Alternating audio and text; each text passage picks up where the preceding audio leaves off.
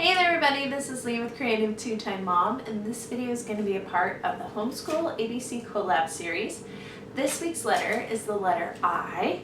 I for illustrating your learning.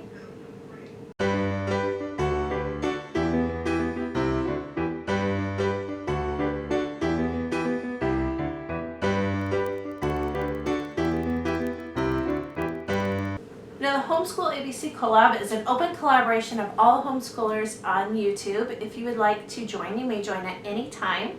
Some of the letters might be more applicable than others, so jump in whenever you get a chance. Each week we choose a letter of the alphabet and we make a video about how that letter applies to our homeschool. And this week the letter is the letter I. This week I'm going to be talking about illustrating your learning. So what does illustrating your learning mean? How do we start to gauge if our kids are really understanding what they're learning? Now there's the typical easy comprehension questions. Here's the worksheet, fill in the answers. Absolutely, I am not against that at all. We do that in our homeschool as well. There's also a lot of verbal communication, comprehension questions, me engaging them in more conversation. But there's a variety of other creative, artistic ways that your kids can really be illustrating what they're learning. And so I want to share with you a couple of them that we have used in our homeschool that have worked really well for us.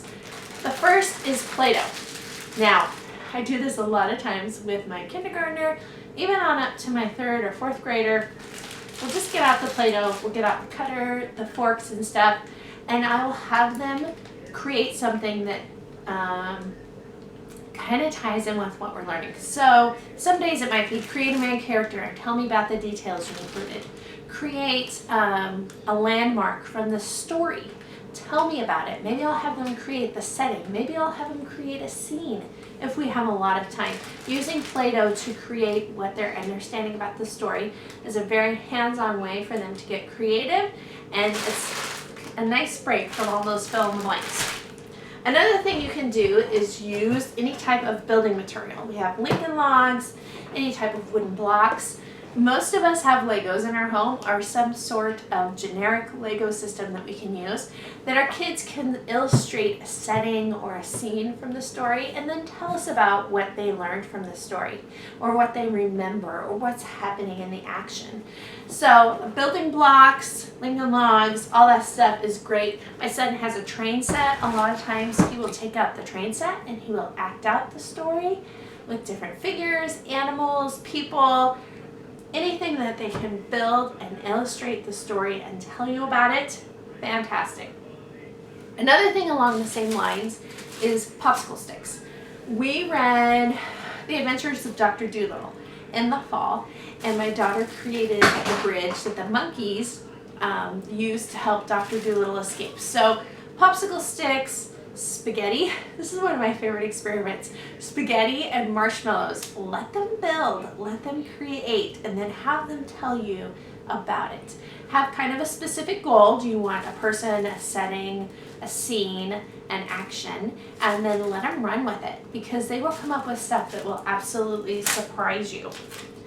Another thing that we have done is we have created movie posters. You can get these white poster board from the Dollar Tree, 2 for $1. And so we will take the story of the book, sorry, that's at the top. The story of the book, the author, draw a scene, and then give a synopsis. Sometimes I might have them give a synopsis on the back if I want more information and I want this more like a movie poster, but asking them to make it so that it hooks the viewer. Talk about hooks, talk about lead-ins, talk about suspense, have them create a movie poster after they read a book. A lot of times this is a fun one to do for a book report, but you could also adapt this for history or for science, possibly even math. You could have your kids create an anchor chart for a math concept that they are working on. I've come up with so many ways to use these poster boards. It's absolutely ridiculous. We have a ton of them around the house.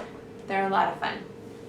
Another thing you can do if you don't want to do the full poster board, get them a sketchbook and have them sketch something out from the story. You can do this every chapter also. A lot of times we will be reading a book for language arts, and for each chapter that we read, I will have my kid sketch out a scene from that chapter and then give me a little summary on the bottom about what that chapter was about.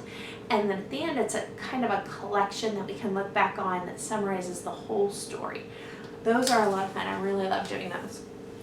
Another thing you can do is have your student write a letter to the author talking about the book that they just read. Did they like it? Did they not like it? Giving the title, giving how they would rate it, kind of what they thought about the characters. This gets them thinking about character development, setting mood, themes of books. There's so many different avenues you can take this in.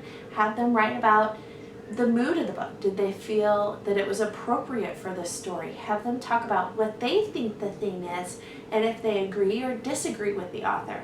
And then sometimes you can go online, actually find the author's address and send them a letter, which is great practice in letter writing as well as dressing an envelope. So I really like the idea of writing a letter.